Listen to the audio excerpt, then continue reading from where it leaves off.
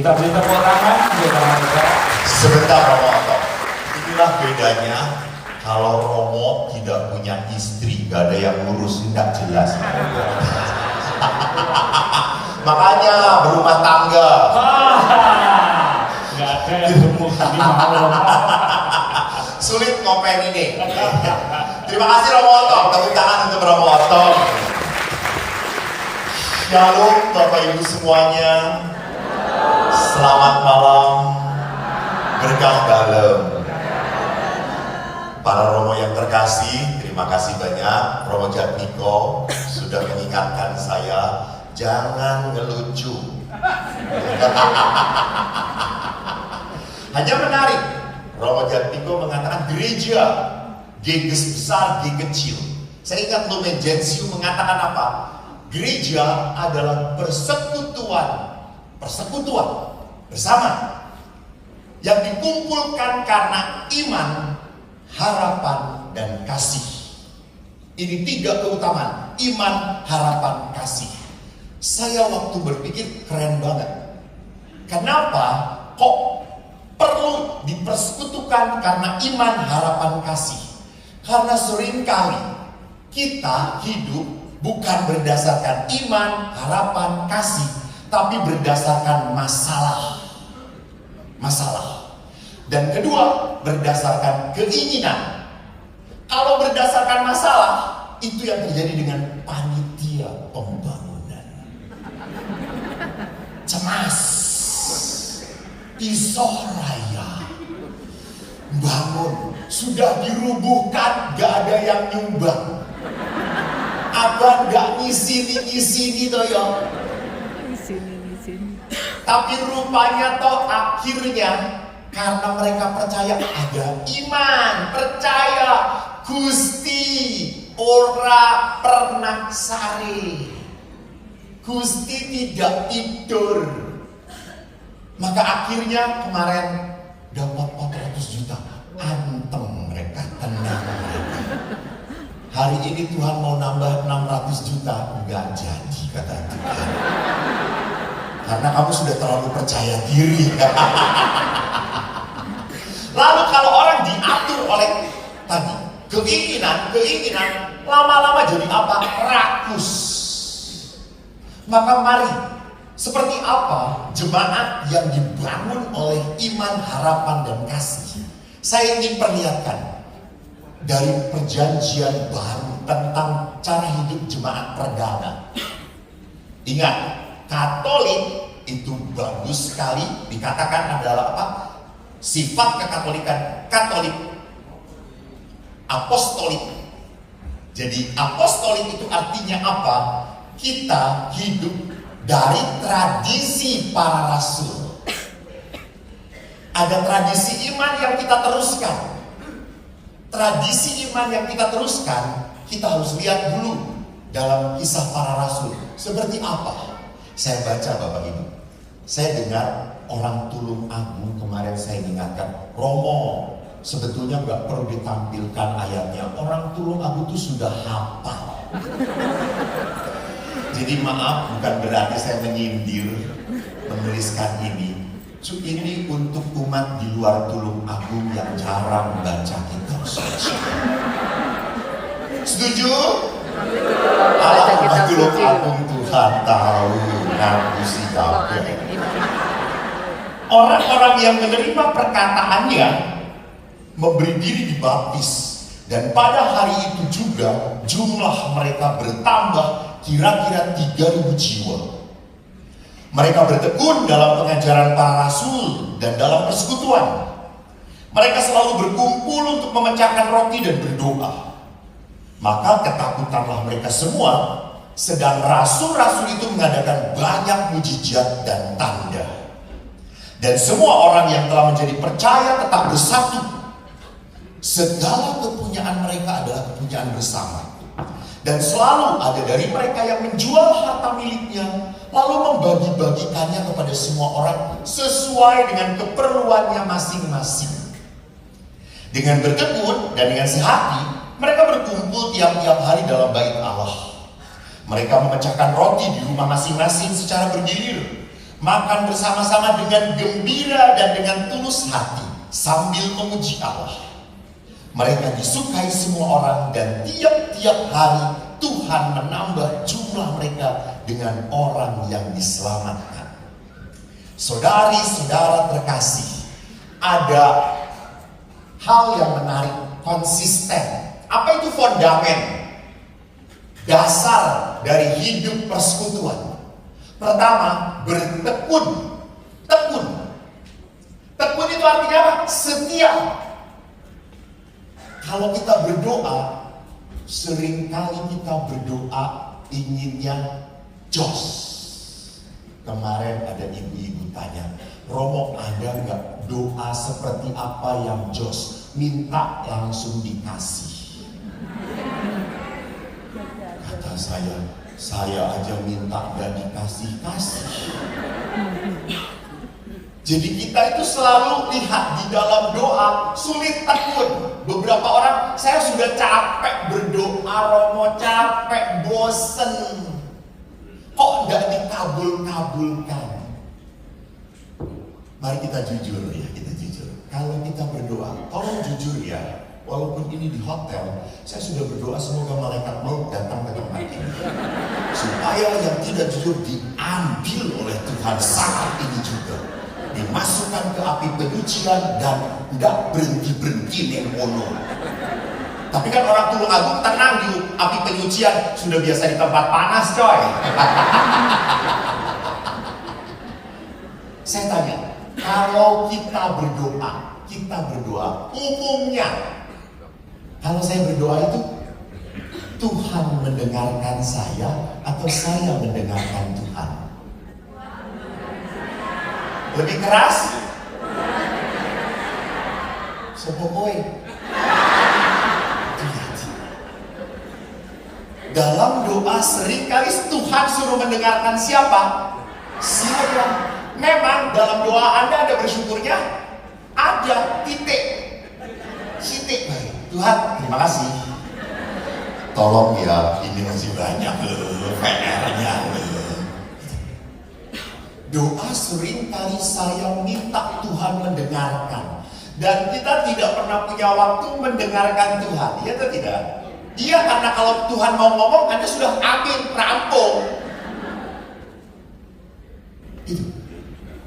Kita menjadikan Tuhan sebagai apa? Sebagai pemuas kita. Tuhan disuruh oleh kita. Apakah itu betul? Salah kok betul. Baru sekarang saya ketemu umat bodoh. Salah. Saya aja yang ranking 35 nggak bodoh-bodoh amat ya. Bertekun. Doa itu Allah minta apa? Bertekun. Para murid bertekun. Yang kedua apa? Berkumpul. Saya ini hiburan saya di rumah memelihara ikan. Mau memelihara gadis nggak boleh. Memelihara janda apalagi. Memelihara ikan tidak ada gosip. Saya senang ikan koi sing sak meni, murah. 10.000 siji. Mau yang besar, lanjut. Saya beli 10. Saya masukkan ke kolam. Saya perhatikan. Saya kasih makan sehari 3 kali sama dengan saya.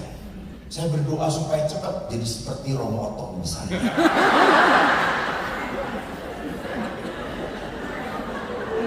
Mulio banget ya saudara-saudara. Seperti patung Buddha.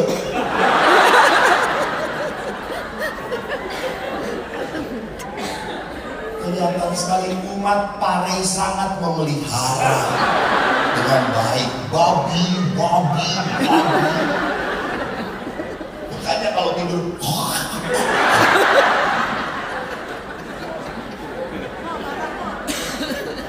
jangan lucu lagi. Lalu aku mau ngomong apa tadi? Berkumpul, ikan itu sering banget. Ada satu ikan yang sendirian. Dari 10, 9 kumpul, 1 sendirian. Saya kasih makan, dia makan, pergi lagi. 3 hari kemudian mati. Artinya apa? Hidup iman kita pun sama.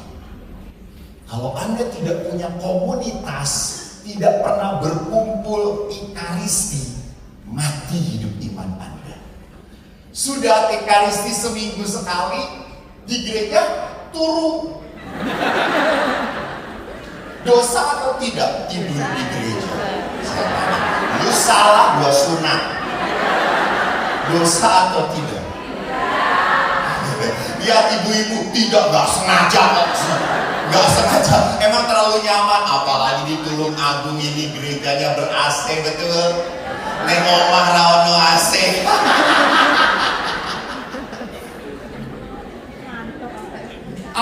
Juga menyedihkan. Orang Katolik banyak membanding-bandingkan Romo, gereja Katolik itu gak hidup. Beda banget dengan gereja saudara kita. Lihat aja lagu-lagunya Romo. Lagu pembukaan. Saudara, mari semua. Udah gitu Romonya peranakannya 2 langkah maju, mundur 3 langkah. Maju-maju. Beda dengan saudara kita Romo kalau pujian sebab Tuhan baik, sebab Tuhan baik. Orang pernah turun khotbah pendeta itu, saudara-saudara, Yesus baik, amin. Anda mau ngasih pulang apa? Coba Romo Joko tuh, saudara-saudara, Yesus.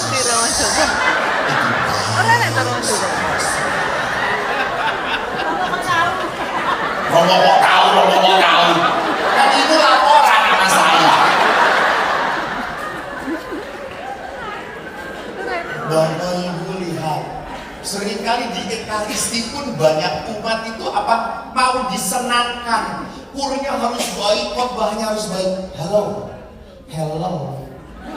Ekaristi itu menyenangkan Tuhan, bukan mencari kesenangan. Menyenangkan Tuhan. Maka kalau khotbah Romonya nggak menarik, haleluya. Dan Anda bertahan tidak tidur, Anda masuk surga. Betul. Karena menyenangkan Tuhan, berkorban. Ekaris itu mengucap syukur atas apa? Pengorbanan Yesus. Tapi jangan bukan hanya Yesus yang berkorban, saya pun berkorban. Dan ekaristi itu berkatnya bagus. Contoh misalnya, karena ada di sini ada Romo Vincat, saya perlihatkan ini umat yang baik. Jam 7 misal, setengah 7 sudah datang, sudah rosario, diam. Umat ini karena ada Romo Yosef, datangnya pas komuni. Selamat komuni, misalnya cepat banget ya. Lalu antri komuni, tubuh Kristus. Amin. Saya tanya, umat ini yang datang setengah 7, siap-siap baik, dipulang diberkati Tuhan atau tidak? Diberkati atau tidak? Diberkati, amin. Ini yang datang pas komuni, di bawah pimpinan Romo Yosef. Apakah pulang diberkati Tuhan atau tidak? Jadi ngapain kalau gitu? Jadi saudara-saudara lebih baik nanti ekaristi datangnya pas komuni. Biar Romonya DWA. Oke, setuju.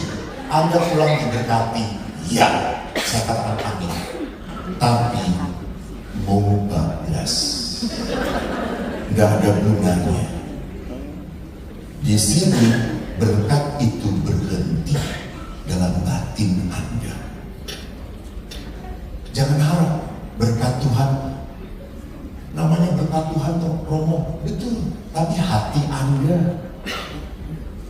Anda, niatnya apa ke gereja? Kalau niatnya cuma kewajiban, ya sudah. Allah pun berkatnya nggak akan terasakan. Mengapa bisa dikatakan berkumpul memecah roti dan berdoa? Karena mereka percaya berkat Tuhan hanya mengalir lewat ekaristi dan doa-doa. Ketiga apa? Membagikan kepada semua orang. Nah, membagikan. Tadi MC dari tadi sudah mengatakan amplopnya tolong. Saya ingat tuh saudara-saudara. Ingat, ini benar gak main-main. Saya mencari dana di Bandung. Dikasih amplop. Amplopnya dimasukin tempat sampah. Ibu itu masuk rumah sakit. Saya gak ngancam. Hanya mengingatkan terjadi. Amplop itu dimasukin tempat sampah, masuk rumah sakit dia. Jadi jelas ya Bapak Ibu. Besok kita titeni sopo sing masuk rumah sakit. Ini saya hanya cerita yang di Bandung dan di Bandung. Tulung Agung, tolong jangan seperti itu. Minimal 100.000 masukinlah ke amplop itu. Kurang dari 100.000. Dengan gembira, ngasihnya senyum. Karena di Bandung ada yang kolektor. Lalu kan kalau uang kolektor biasanya sudah dipersiapkan dari rumah, toh? Iya. Dan pasti dipilihnya uang yang paling kecil. Lalu kan kalau kolektor begitu toh. Seorang ibu ada anak-anaknya, dia masukin, lalu ibu itu berkata, aduh salah. Lalu anaknya, kenapa 100.000 mau masukin, kenapa saya ambil lagi ya? Terus mah, besar banget mah. Gak apa-apa, nanti 1 bulan mama gak akan kolektif.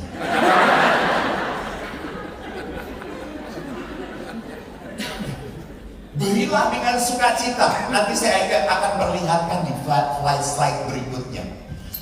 Maka ada 3 hal yang ingin saya katakan yang selalu dipelihara oleh siapa? Oleh jemaat perdana. Pertama-tama adalah apa? Community with God. Aku gak pernah senang ada di atas. Karena di atas ada godaan terbesar. Kerjain memotong terus. Pertama-tama yang ingin saya perlihatkan adalah apa? Mereka bersekutu dalam doa. Maka yang penting sebagai umat yang dikumpulkan oleh Allah dalam iman, harapan, dan kasih, saya harus punya community, persekutuan dengan Tuhan. Bersatu dengan Allah. Kenapa? Ya, bagus banget dikatakan dalam community di dalam Injil Yohanes. Akulah pokok anggur yang tidak berbuah dipotong, yang berbuah dibersihkan. Maka tinggallah di dalam aku. Sampai berapa kali Yesus ngomong tinggallah di dalam aku? 3 kali, tinggallah di dalam aku. Kenapa Yesus ngomong seperti itu? Karena di luar aku kamu tidak bisa berbuat apa-apa. Apa maksudnya? Sulit berbuat baik kalau Tuhan tidak ada di dalam hati kita. Ibu-ibu, yang paling sulit adalah memaafkan. Betul. Dan memaafkan yang paling sulit adalah memaafkan orang yang saya sayangi mengkhianati saya. Iya atau tidak? Lihat ibu-ibu semua begitu penuh luka batin. Betul. Kalau kecewa dengan romo parokinya, enteng. Rosario aja 9 kali novena dipindahkan. Tapi kalau suami Anda menjengkelkan rosario novena berkali-kali juga, betul tetap nekono terus. Jadi kenapa saya membutuhkan Tuhan untuk berbuat baik? Tidak akan pernah bisa kalau kita tidak punya Tuhan. Sulit. Umumnya kalau kita disakitin, apa yang akan saya lakukan kepada orang yang menyakiti itu? Balas. Senggol bacok coy. Lu jual, gua beli. Saya mau baca. Saya jengkel, emangnya saya gak bisa? Romo, suami saya Romo selingkuh dengan sekretarisnya. Saya kecewa, saya marah. Saya balas Romo. Saya selingkuhin semua RT RW di tempat sini.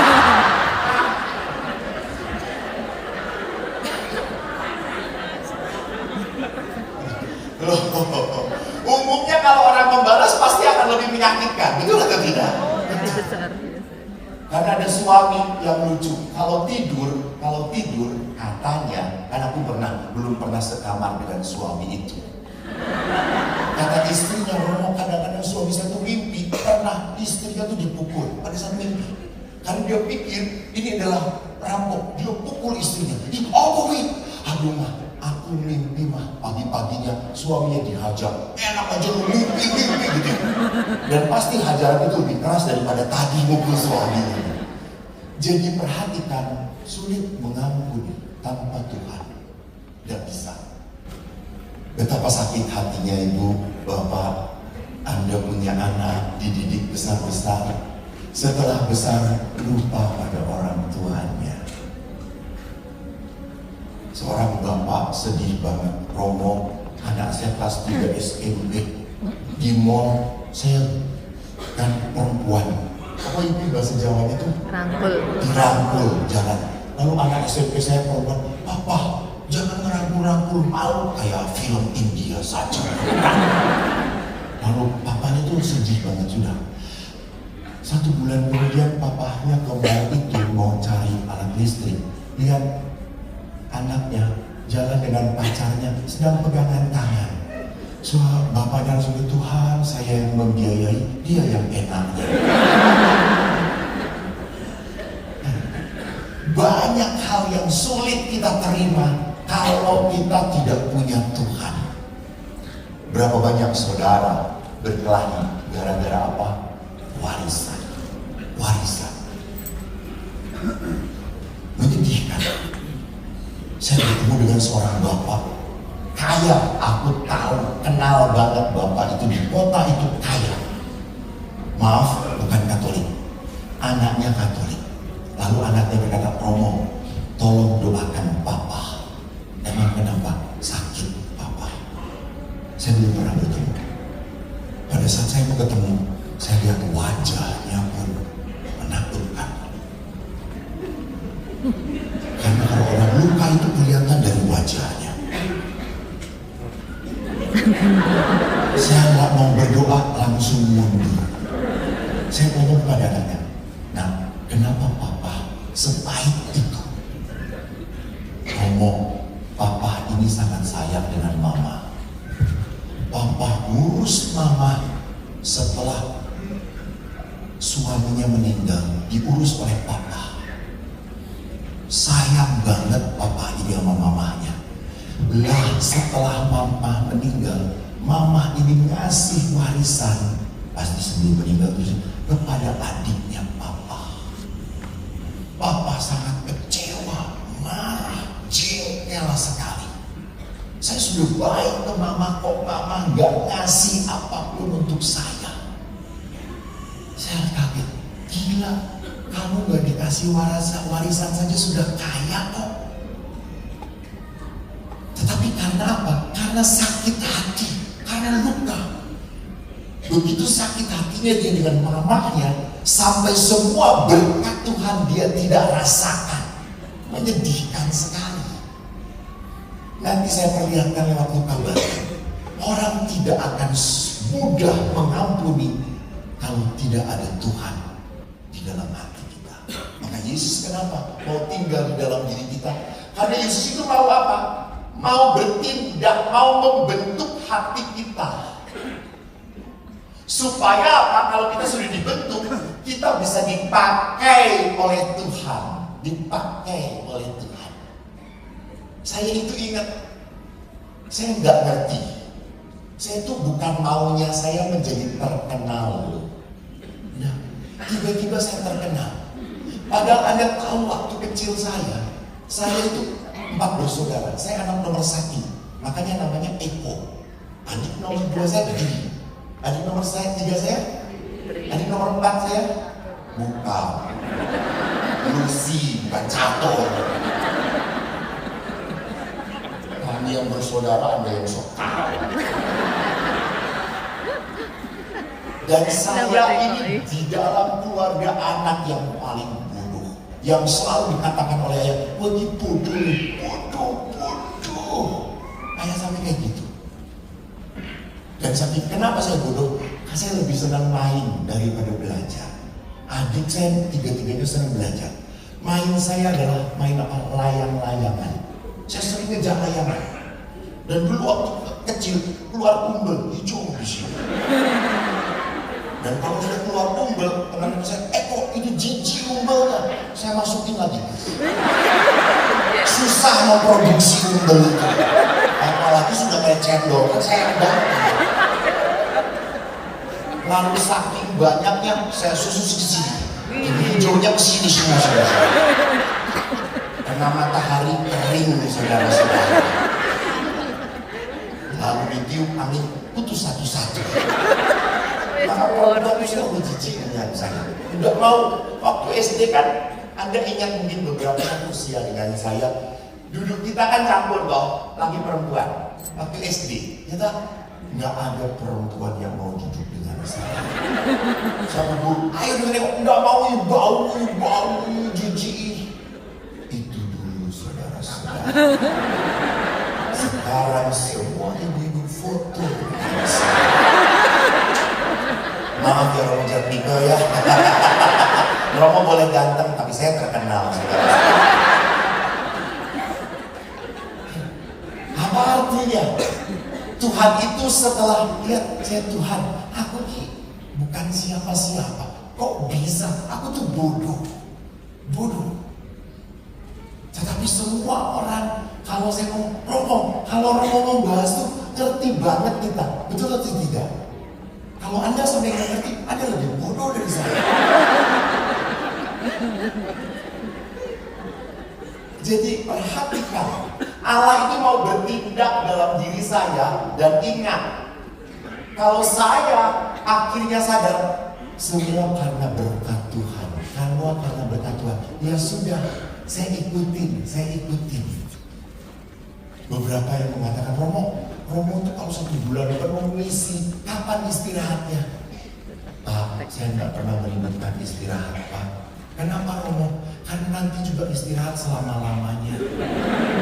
Gelar saya bukan RP, RD, RIP, saudara-saudara. Jadi lihat, di saat Allah membentuk kita, jangan pernah lupa, kadang-kadang ada yang dipotong dalam hidup kita. Ada yang dibersihkan. Apa yang dipotong? Dosa, kelemahan. Romo otot. Kalau Romo ngelihat ibu-ibu yang main padel, roknya naik, ininya turun, masih tertarik Pak? Kadang tertarik. Alah, kadang tertarik. Cucu koyo malaikat maut, saudara-saudara. Benar Romo. Kadang tertarik, kadang enggak. Kenapa kok kadang enggak? Ya kadang kalau melihat sudah kewut gitu ya.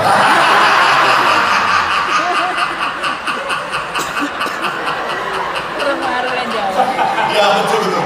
Keriput yang gini gitu ya.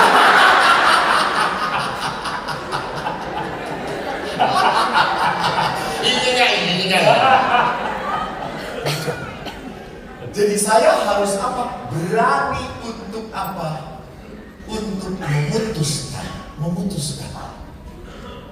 Jangan katakan pastor itu sudah banyak doanya, maka tidak akan tergoda. Saya 2 bulan yang lalu mau berkati tempat padel di Bandung. Tempat padel itu dekat asrama mahasiswa Maranatha. Lalu saya berkata, jam berapa? Jam 8. Buka padel jam 10. Cukup.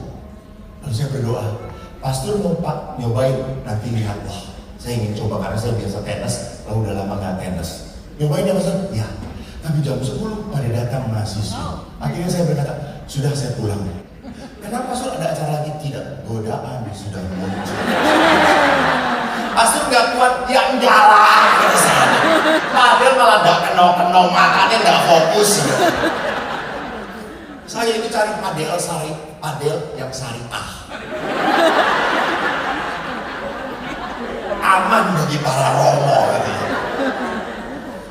Jadi ya, dipotong belajar sesuatu yang sulit untuk kita lepaskan.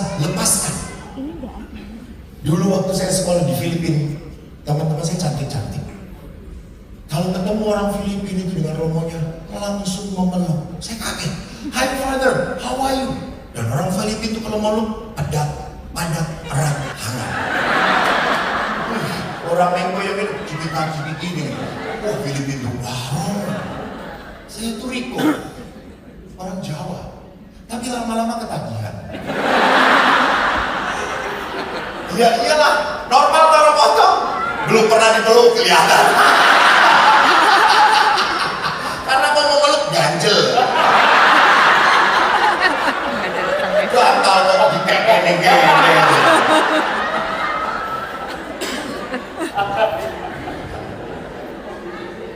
Lalu akhirnya saya berpikir, saya tidak boleh. Karena cukup banyak beberapa imam yang jatuh. Akhirnya setiap ketemu teman, hi father, how are you? No. Shake my hand. Salaman gue. Why? We have in Christ. Kita kan berpeluk dalam Yesus. In Christ kata saya. Kamu pulang tenang, aku pening. Why? Tidak ada penyaluran kata saya. Dipotong. Lihat Bapak Ibu, apa bedanya Tuhan Yesus dan Hawa? Kenapa Tuhan Yesus tidak jatuh dalam godaan setan? Hawa jatuh. Tahu kuncinya kenapa jatuh? Karena Hawa ngajak ngobrol setan. Wanita kan Raisa menang dah ya. Setan aja diajak ngobrol. Enak itu enak. Iya. Nanti bisa mati. Udah mati loh. Raisa menang. Boleh icip sedikit? Boleh. Lihat Yesus. Yesus waktu dikatakan, ubah batu ini jadi roti. Manusia tidak hidup dari roti saja, tapi dari setiap firman. Jadi bapak-bapak, kalau sekarang saya tanya, bapak, sudah berapa tahun perkawinan? Ini istri gak tahu? Ya, berapa tahun perkawinan? 36 tahun. Penderitaannya berapa tahun?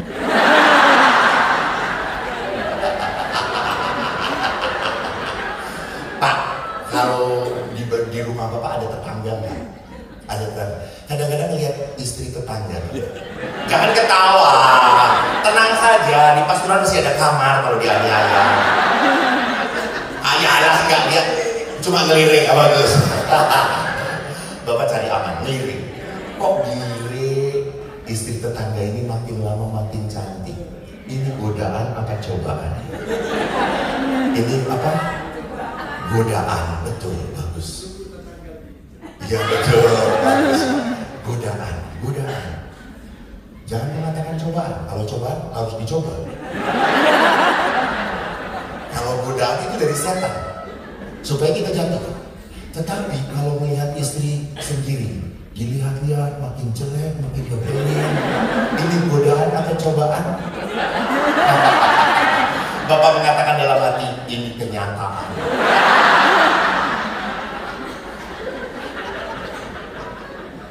Saudara melihat, kita harus sadar, hidup imamat, hidup perkawinan, atau hidup sendiri tidak menikah, punya aturan. Sudah cukup tahu diri. Dibersihkan, apa dibersihkan? Motivasi kita. Maka Yesus melihat kita, kenapa kita perlu pemurnian batin supaya hidup kita terikat dan terpusat pada Allah. Tuhan. Jangan mengatakan kok sitik-sitik Tuhan. Hello. Karena Tuhan asal dan tujuan kita. Kepada siapa lagi kita mau meminta kalau bukan pada Tuhan? Siapa lagi yang punya hidup Anda kalau bukan Tuhan? Jadi bukan salah kalau sedikit-sedikit kita minta pada Tuhan. Tuhan itu mau kok. Karena Tuhan Bapa, kamu anak. Walaupun sering ini anak itu jadinya pengemis, jalur terus. Kamu anak. Tuhan itu apa? Mau tahu masalah kita. Mau tahu. Dan Allah tidak hanya mau tahu masalah, Allah pun ingin jalan bersamamu. Jalan bersama. Jadi saya belajar untuk mengandalkan Tuhan. Mengandalkan Tuhan. Nah, kalau Allah itu adalah Allah yang menjadi pusat dalam kehidupan, ingin kita dibentuk, maka kadang-kadang Tuhan juga menghadirkan pengalaman-pengalaman yang menyakitkan. Baik-baik, tenang-tenang, tiba-tiba ada masalah. Ya. Semua diizinkan oleh Tuhan. Supaya apa? Supaya kita dibentuk oleh Tuhan. Berani tidak makin mengandalkan Tuhan. Yang kedua adalah apa? Community, kedekatan, persekutuan dengan Tuhan. Tetapi juga yang kedua adalah apa? Saya harus bersekutu dengan diri sendiri. Apa maksudnya? Pak, Bu,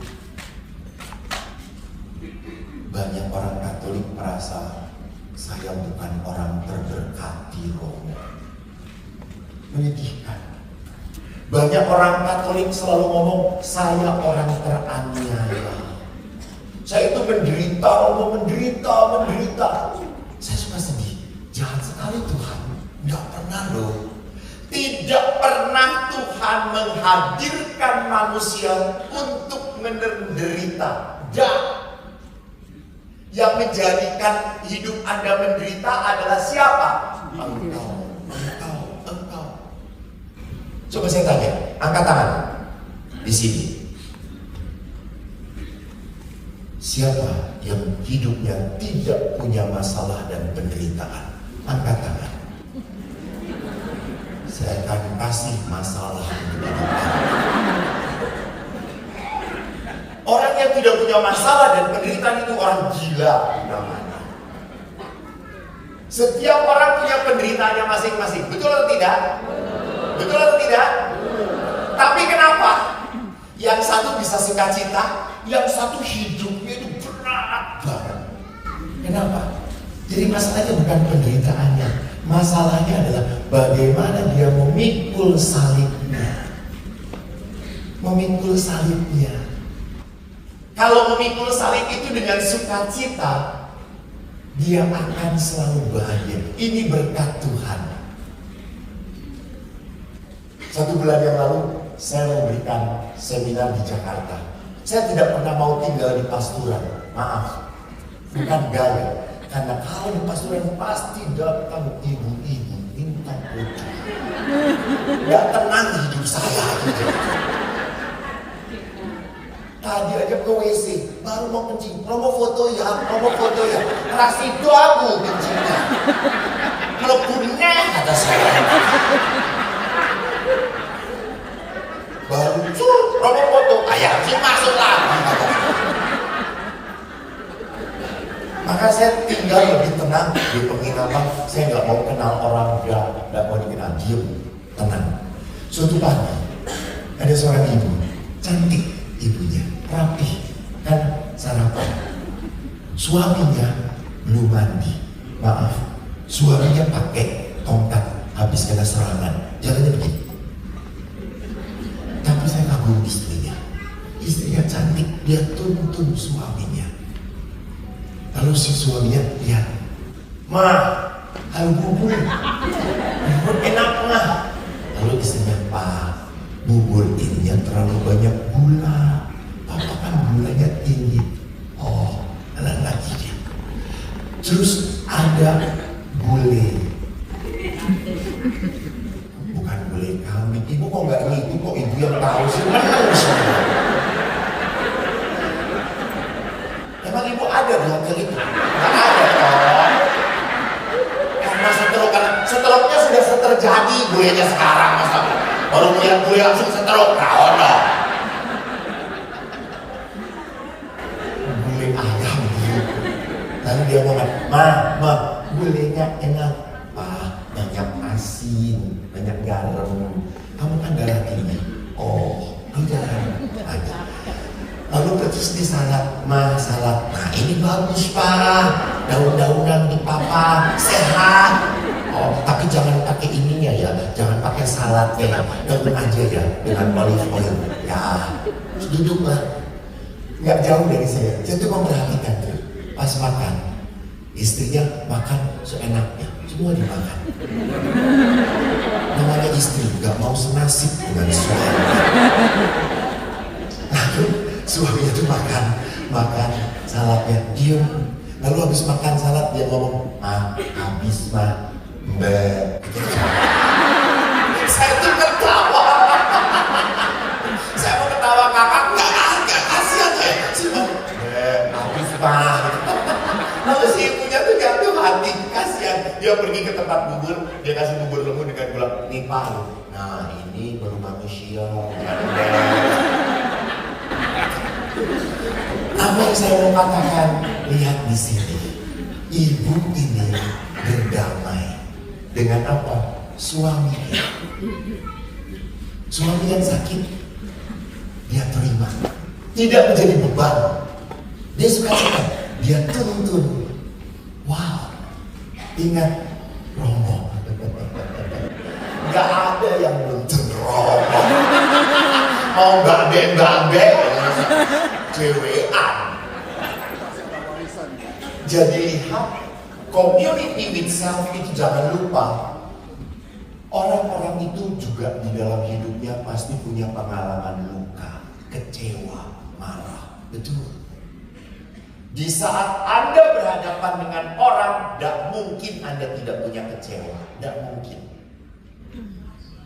Berapa banyak para ibu yang suaminya tidak seperti yang Anda impikan?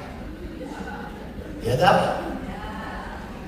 Anda kan sebelum nikah, Pak, 36 tahun.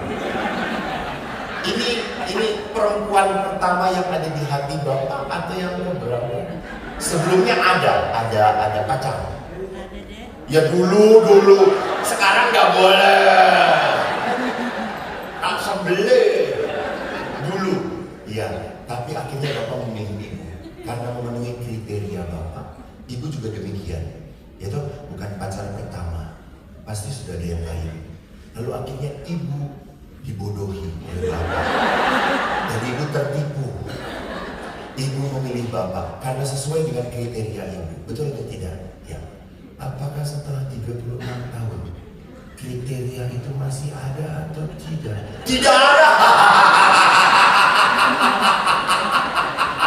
Langsung cetak gol saudara-saudara penalti. Masih tidak ada. Kalau begitu kita singkirkan saja. Iya. Ini perkawinan Katolik. Walaupun sudah tidak sesuai dengan kriteria, tak opo anane ya wis how to nanti juga how to secipin.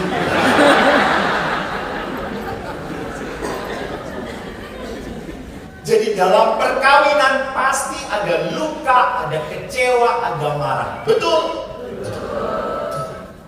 Maka kalau saya tanya bapak-bapak tuh, Pak, bagaimana perkawinannya? Samalah Romo dengan yang lain juga.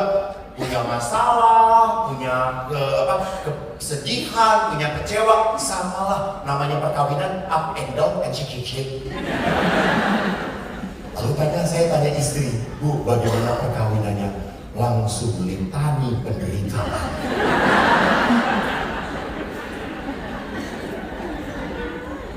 Tidak ada. Jangan berpikir. Karena kadang-kadang juga para istri itu membandingkan suaminya. Wah, rugi apa tenang Pak, pasangan suami istri itu kalau misal selalu berdua Pak, salam damai cipika-cipiki. Lah kue yang salam damai, bok salami tante-tante sembiose. Saya semberiaku, payah kue.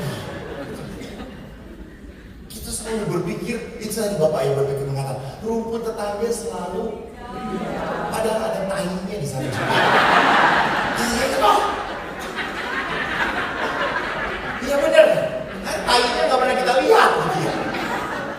Saya pernah tugas di Medan, kan disebut Opung Boru dan Opung Doli, laki perempuan. Itu 84 tahun. Ke gereja itu pegangan tangan. Saya itu kan di gereja selalu di depan dulu. Opung hebat sekali. Sudah tua masih sayang-sayangan. Kenapa? Itu saling pegangan. Ini pegangan takut jatuh, pastor. Dia nahan saya nahan dia.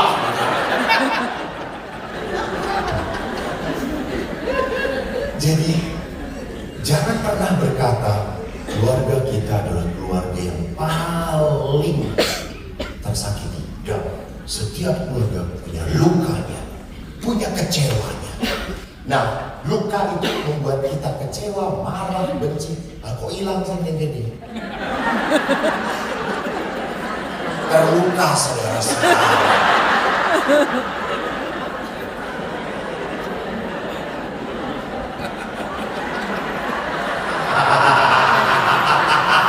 Pura-pura kucing.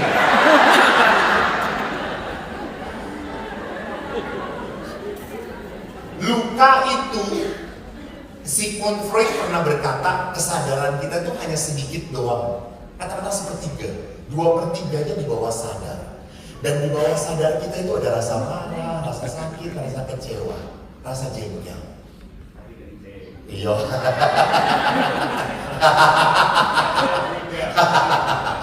Rokok kencingnya lama karena nggak disunat di muka kan. Ya ampun. Kalau saya sebentar, saya kembali lagi ke sunat malahan. Luka itu seringkali ditimbun. Pura-pura nggak marah, pura-pura sudah memaafkan. Saudara kok saya sudah memaafkan, asal jangan dia ketemu saya lagi. Masih marah, masih menyimpan kecewa.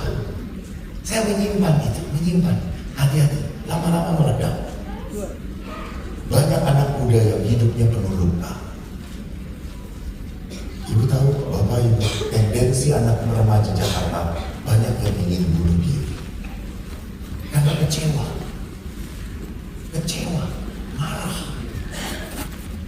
Baru saja saya membedakan anak-anak putra altar putri saktisti. Tiba-tiba seorang anak datang tersebut, Romo, tolong doakan. Kenapa? Papa saya selingkuh dengan teman sepelayanan di gereja. Padahal papanya prodiakon, aktif. Hati-hati. Karena seringkali atas nama pelayanan itu adalah pelarian. Berapa banyak suami yang senang kalau istrinya pelayanan. Ayo mah, pelayanan. Tenang, kuping saya mah, kamu gak tenang. Jadi lihat, luka itu dipendam. Saya selalu cerita, saya adalah orang yang memang berkali-kali saya cerita betul. Saya orang yang sangat tidak dekat dengan ayah. Saya kecewa dengan ayah. Saya merasa anak yang tidak disayang oleh ayah. Ayah itu tidak pernah muji saya. Saya ingat, saya masuk seminari, lulus seminari menengah Mertoyudan. Dari berapa ya? Yang daftar 130, yang diterima 90. Salah satunya saya. Dan waktu diterima, saya tuh udah berharap. Ayah itu berkata, hebat ya kok. Pada saat dibuka hasilnya, ayah berkata, kebetulan kok kamu diterima. Jengkel banget saya, sedih banget saya. Adik saya selalu dipuji, dan kalau ada tetangga datang, yang dibanggakan siapa? Adik saya. Eko itu, nah Eko Pak, nggak tahu itu bodoh sekali. Dan ayah saya kaget waktu saya mau jadi romo. Kamu udah mau milih, bodoh kok jadi romo. Nanti umatnya bodoh-bodoh. Lalu saya ngomong, Pak, nanti Eko kalau jadi romo khusus untuk orang bodoh. Dan Tuhan mendengarkan saya. Jadi saya tidak mengatakan Anda bodoh. Yang bodoh panitia cari saya. Akan Surabaya boleh aku. Dan Bu, Pak, ingat, luka itu bukan hanya diam, tapi mempengaruhi sikap kita. Saya jadi pastor, setelah jadi pastor, sebelum membereskan luka saya itu pastor yang kasar loh. Saya kasar. Jadi ingat, orang yang menekan setelah diberi jabatan jadi keras, jadi kasar. Saya kalau di rumah retret, saya paling ditakutin sama anak-anak. Saya galak. Jadi kalau saya menjelaskan anak ribut sendiri, saya ngomong, nah, ke kuburan. Di rumah retret kami ada kuburan para pastor. Kamu tidak bisa menghargai pastor yang hidup, hargai pastor yang mati. Siapa tahu nanti mereka keluar dan terima kasih. Anakku langsung cium kalau anak ribut, ih, kuburan. Oh. Sampai saya berpikir, kenapa saya keras ya? Kenapa saya kasar? Karena saya dididik keras oleh ayah. Saya harus bereskan. Jadi luka itu sekali lagi tidak bisa diam. Maka Yesus berkata menarik, marilah kepada kalian semua yang letih, lesu, berbeban berat. Aku akan memberikan apa? Ya, ini tuh bukan omong kosong Tuhan. Ini tuh Tuhan give promise, come to me. Give your burden and I will make you happy. Berikan bebanmu. Allah itu mengundang apa? Mengundang kita. Ayo datang, saya berkati kok. Hanya masalahnya kita tidak bisa menikmati berkat karena seperti ini. Gelas ini, misalnya gelas ini penuh kopi. Lalu Romo Yosef baru pulang dari Kana, bawa anggur Kana. Ini penuh kopi. Lalu Romo Yosef berkata, Romo, ada wine Kana. Mau. Saya bisa menikmati wine atau tidak? Apa yang saya lakukan supaya menikmati wine? Buang dulu, kosongkan dulu, baru saya bisa menikmati wine itu. Sama Bapak Ibu, berkat Tuhan tidak bisa dalam hidup kita kalau Anda nggak mau ngosongin dulu. Let go, ojo disimpan. Oh, tapi Romo dia sudah menyakiti, saya masih jengkel terus. Bu, ingat Bu, yang nyakitin itu tenang-tenang aja hidupnya. Iya atau tidak? Yang tersakitinya makin sakitnya atau tidak? Jadi yang salah siapa? Yang tersakiti. Yang menyakitinya aja tenang-tenang saja. Saya satu rumah pernah dengan senior yang membuat saya jengkel. Dia senior, saya nggak bisa nyerah karena senior. Kalau adik kelas saya tindas. Anak abri. Ini senior. Kami tugas di rumah retret. Saya 25 tahun di rumah retret, ada 10 imam. 5 imam kerja di rumah retret. Satu imam senior ini kalau dikasih tugas selalu nolak. Raiso, ada tugas di sini, ada tugas di situ. Saya tuh jengkel. Uang saku sama, tidak pernah mau tugas. Dan karena jengkelnya, satu meja makan dia di sebelah saya tidak pernah menghadap dia. Saya selalu lihat ke belakang. Dan dia itu selalu nyapa, halo Eko. Saya diam aja. Saya makin jengkel, dia melukai tenang-tenang saja. Saya diemin, saya cuekin. Cuma kalau doa malam saya makin jengkel. Karena kalau berdoa malam kita melingkar dan dia selalu ada di depan saya. Dan doa penutup doa malam itu doa Bapa kami. Doa Bapa kami adalah doa yang menyebalkan. Ampunilah kesalahan kami seperti saya pun tidak mengampuni dia.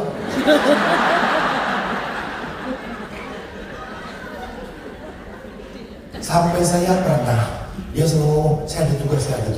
Saya kuntit dari belakang. Saya ikutin diam-diam, dia naik motor, saya ikutin. Jebule, main badminton, tante-tante, asik. Dia lebih senang kitanya menderita. Maka saya tidak suka. Lalu saya berpikir, kok saya selalu menasihati umat supaya berdoa. Kenapa nggak saya berdoa? Oke, saya novena Ekaristi.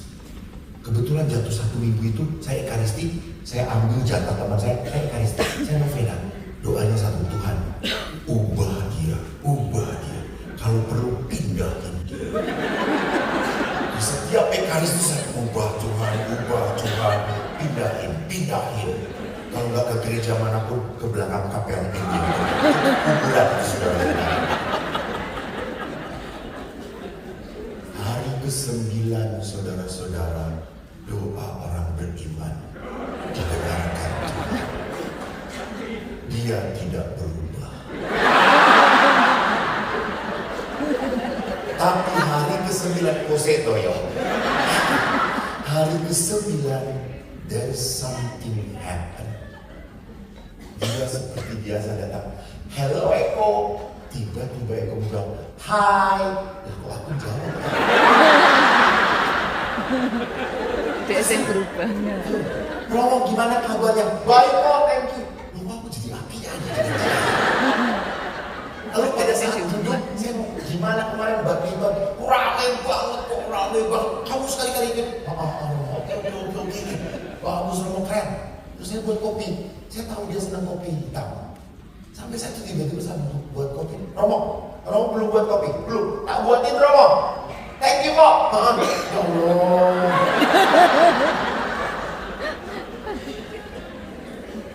Pertanyaan saya, apakah Tuhan mendengarkan doa saya?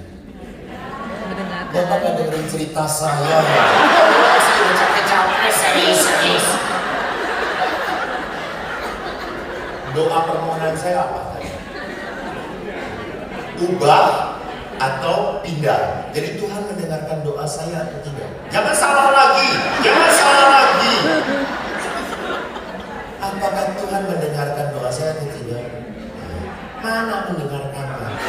Kan mintanya ubah atau pindah. Allah. Lihat, itulah doa. Jangan pernah mengatur Tuhan. Ngomong apa bu? Ya udah ibu aja di depan, saya duduk di sini.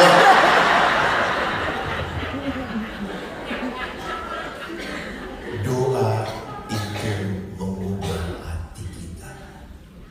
Ya iya ya udah. Panitia ada helm nggak? Doa itu mengubah hati kita. Tidak pernah akan mengubah orang itu. Doa melembutkan kita. Maka bapak-bapak, kalau istri Anda ngomel terus puji-pujian, jadi Anda berkata Elsa,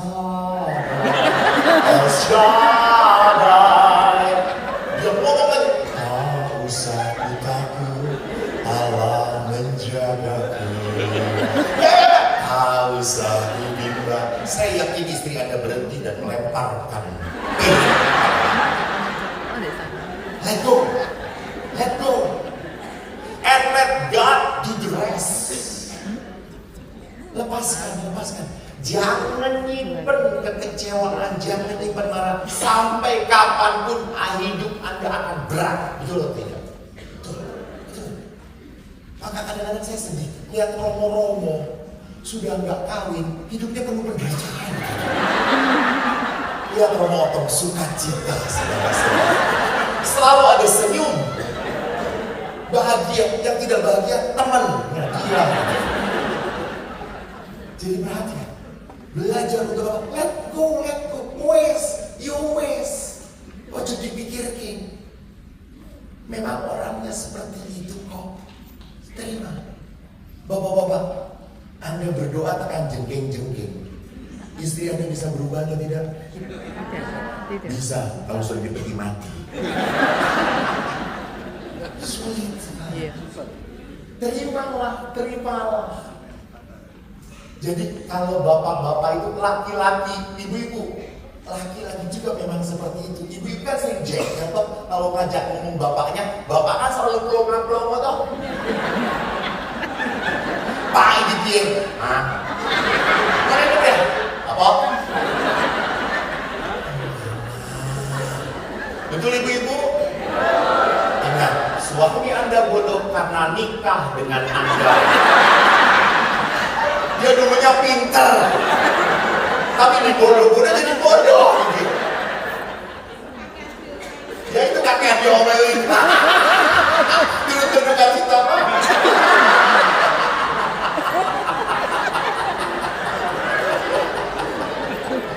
Sayang Pak, para romo tidak bisa menerima Bapak. Karena para istri ada yang berkata, Romo, suami saya sudah nyebelin, sudah jadi romo saja. Maaf, kita nggak terima barang yang rongsokan. Jadi saudara aku lihat, para suami seringkali tentang istri pun sama. Suami saya tuh nggak pernah ngomong apa-apa. Karena suami nggak ngomong kenapa? Karena serba salah. Ngomong orang koyo ngono, anak saya koyo ngono sih. Lalu suaminya diam, tuh kan gue menang wae itu memang kamu tuh nggak pernah. Ya Allah salah, terus betul Pak tidak berulang tahun. Si bapak orang benerin.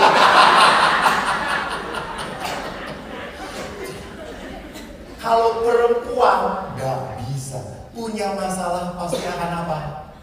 Ngomong, bicara. Dia akan ngomong.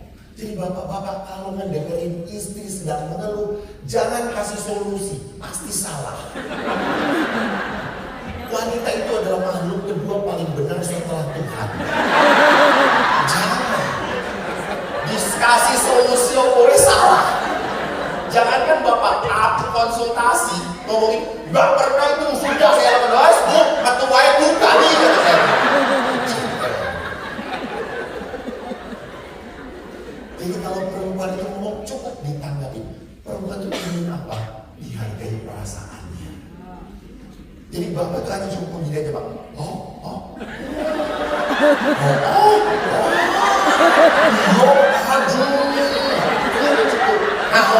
cukup Pak. Istri sudah senang pura-pura aja nggak dengar.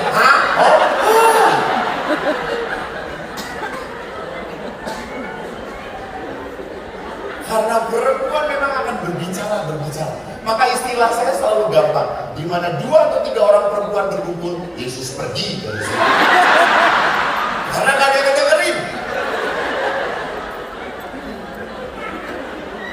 Gitu.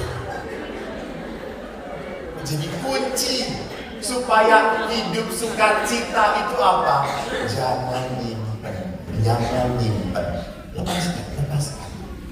Tuhan ngomong, mari lepaskan bebanmu, lepaskan. Tuhan ingin sukacita, Tuhan ingin ngasih berkat. Kamu gak dapat berkat kalau hidup kamu berat. Ingat, Anda mengharapkan berkat dari situ terus lupa bahwa Tuhan ngasih berkat lewat hal-hal lain. Bukan, kalau Anda jengkel dengan anak cucu, kan masih banyak orang-orang yang baik tuh dengan Anda. Bersyukurlah. Saya pernah dikasih tas sama seorang ibu. Tasnya mahal loh. Baru saya tahu setelah lihat di topet 5 juta lebih. Tapi saya nggak pakai karena aku punya tas lain yang aku sukai. Ini suatu hari ada pegawai kami kuliah, dia cuma bawa buku. Saya tanya, kamu nggak punya tas, nggak punya rumah? Saya kasihkan. Saking senangnya dia pakai tiap hari. Dia pakai pas hari Minggu misa. Nah, ibu yang ngasih itu datang misa. Rasem ada saya. Itu saya tuh habis misa, mimpi kan dengan ini kan perayaan Ekaristi sudah selesai, pulanglah dengan damai. Ibu itu wanita yang disasak rambutnya, yang menantang Tuhan itu. Datang ke dia, Romo, kayak harimau mengaum gitu. Romo tidak tahu diri. Romo sudah dikasihkan. Apa sih Bu? Itu saya kasih tas, dikasihkan ke siapa? Pegawai. Nah, aku tahu itu dipakai apa dia? Alah, kata saya. Mampu, saya nggak pakai Bu. Itu Romo mahal tahu nggak? Aduh maaf Bu. Romo ingat, sampai kapanpun saya nggak akan ngasih pada Romo apapun. Betul, sampai saat ini ibu itu tidak pernah ngasih apapun. Tetapi Tuhan mengirim 100 ibu-ibu yang lain yang memberkati saya.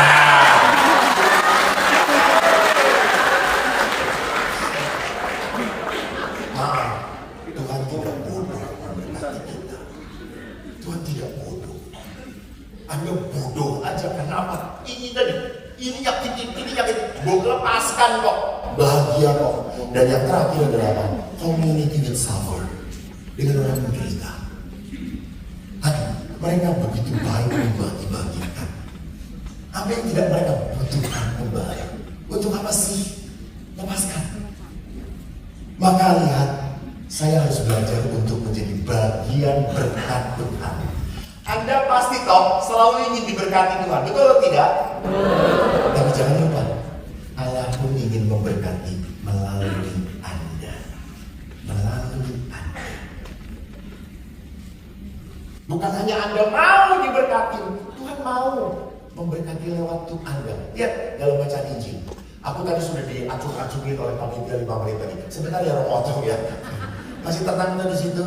Coba sajanya Romo Habat, Romo kayak. Saya yakin Bapak Ibu sudah pernah mendengar ketika Yesus mendarat, dia melihat orang banyak, menjelang malam murid-muridnya datang. Tempat ini sunyi loh, hari sudah mulai malam. Suruh orang banyak ini pergi supaya mereka dapat memberi makan. Yesus berkata, tidak perlu mereka pergi. Kamu harus memberi makan. Bapak Ibu, kan Yesus ngajar dari pagi sampai malam. Lalu menjelang sore, para murid datang pada Yesus. Yesus, susus. Ya kan? Masa yes, rasa susus. Tempat ini sepi loh, nggak ada warung. Kita suruh mereka ke kota seberang supaya belanja makanan. Mereka sudah lapar. Apakah para murid mikirin orang lain atau tidak? Mikirin atau tidak? Loh, kan ini kan mereka butuh makan. Tempat ini jauh dari mana-mana. Para murid usul Yesus suruh mereka pergi. Kan sudah sore. Mereka harus makan supaya belum tutup warungnya. Para murid mikirin orang-orang ini atau tidak? Mikirin, betul? Tetapi tidak mau repot. Mikirin tapi tidak mau repot. Makanya Yesus berkata, tidak, kamu yang harus beri mereka makan. Para murid kaget, hah? Kita cuma punya berapa? 5 roti dan 2 ikan. Itu cukup untuk ber-12, separuh-separuh. Yesus berkata, tahu. Lalu Yesus memecah-pecah, mengangkat, memecah-pecah. Pertama-tama dikasih kepada siapa? Ditulis kepada siapa di situ? Pertama-tama diberikan kepada siapa? Murid-muridnya, ya atau tidak? Kenapa? Karena murid-muridnya yang sebelah Yesus. Kenapa Yesus kok nggak membagiin sendiri?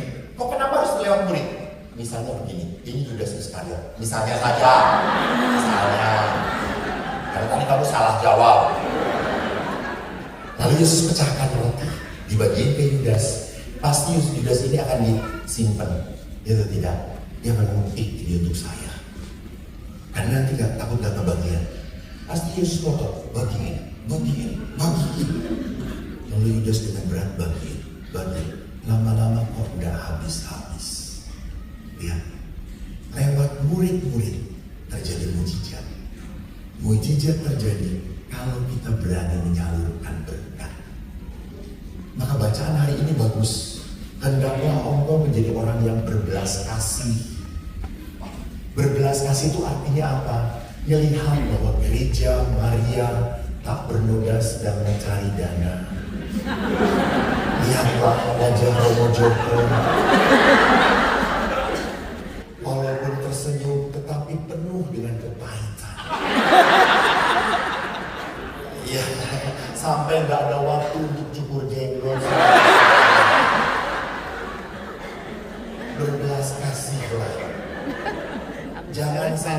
Romo Yose dan Bayanya, Romo bayar apa? orang. Joko di pinggir jalan Pasturan pakai kotak donasi.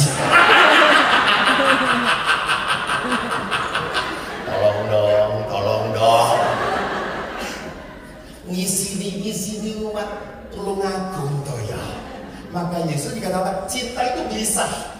Cinta itu tidak menolerir ketidakpedulian. Cinta itu I want to do something.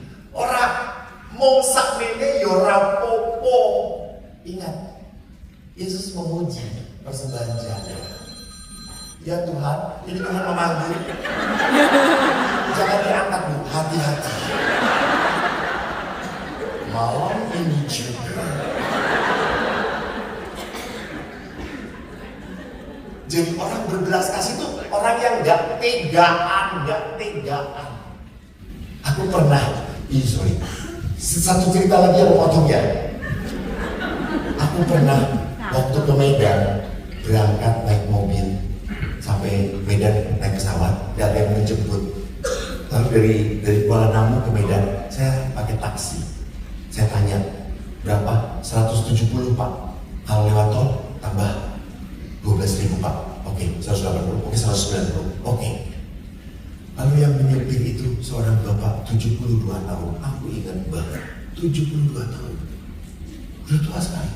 Pak, lalu bapak ini cerita, saya punya anak 3, yang satu supir juga, yang nomor 2 meninggal bekerja.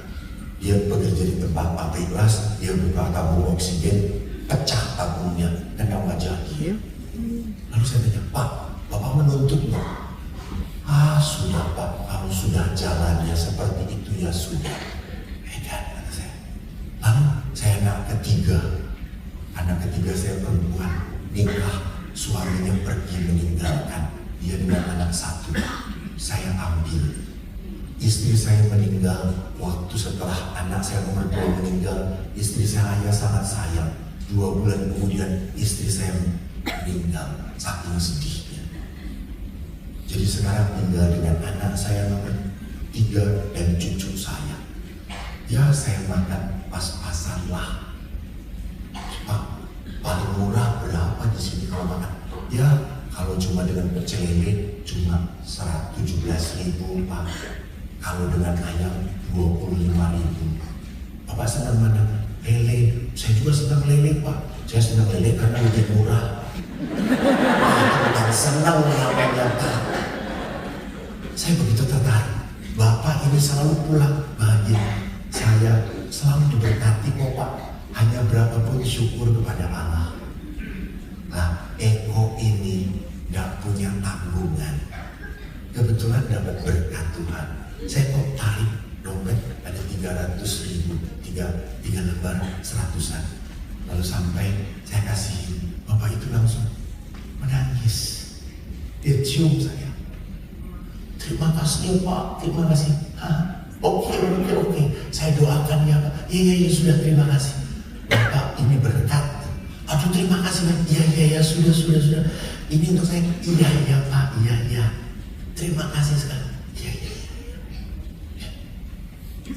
Mungkin bagi saya makan Starbucks 50.000, makan ini 40.000 dengan tenangnya. Bapak itu dapat segitu aja, berterima kasih banyak.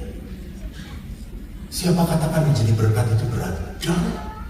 Masalahnya mau apa tidak. Jangan banyak cincong.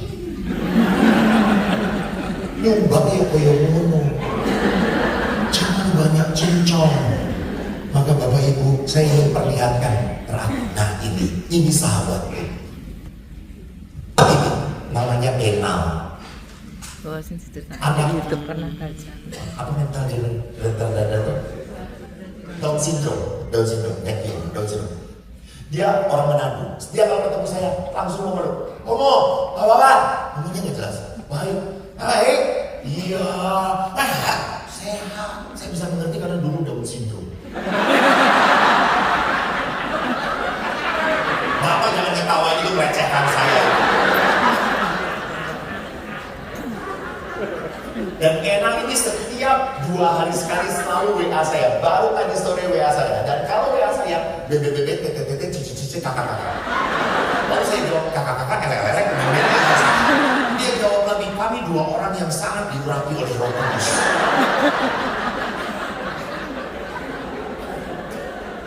Dan hebatnya Enang bukan anak orang kaya. Ibunya jualan baju di sebuah mall di Manado. Dan Enang bantu. Dan kalau Enang berhasil menjual satu baju, ibunya ngasih bonus. Dan bonus itu dia masukkan ke celengan. Dia punya celengan. Setiap tahun celengannya dipecahkan, dia bawa ke panti asuhan. Dia kasihkan ke anak-anak panti asuhan setiap tahun. Dan dia tidak hanya datang ngasih, dia ngobrol. Apa tidak dahsyat anak ini?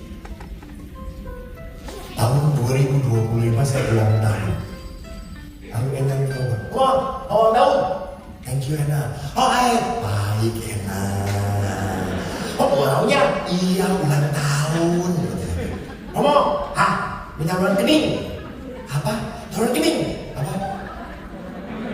Duh kalau rekening kan enggak perlu langsung tiba-tiba langsung pinter semua. Dan orang rekening begitu namanya. Orang langsung nyaut rekening.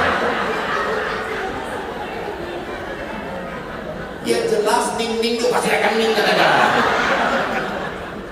Lalu saya bilang, Enang nggak perlu. Ya hadiahnya Enang telepon udah cukup. Haus apa? Harus. Pintar semuanya Anda lulus. Terima kasih. Sudah selesai dengan Enang semuanya. Lalu saya tutup. 1 jam kemudian ibunya telepon. Romo selamat datang, thank you Bu. Romo tadi Enang minta nomor rekeningnya. Iya Bu, udah jangan Bu. Saya ditelepon Enang sudah seneng Bu. Cukup. Romo, kalau Romo nggak ngasih nomor rekening Enang WA terus. Tahu kan WA-nya Enang, ya Bu, lalu pusing nanti. Tapi bukan nanti pasti uang dari ibu, udah Enang dari tabungan Enang. Ya sudah, akhirnya saya kasih nomor rekening dari rumah dan lihat ibunya potret waktu Enang transfer ke biara kami. Dan dia transfer berapa? 5 juta rupiah.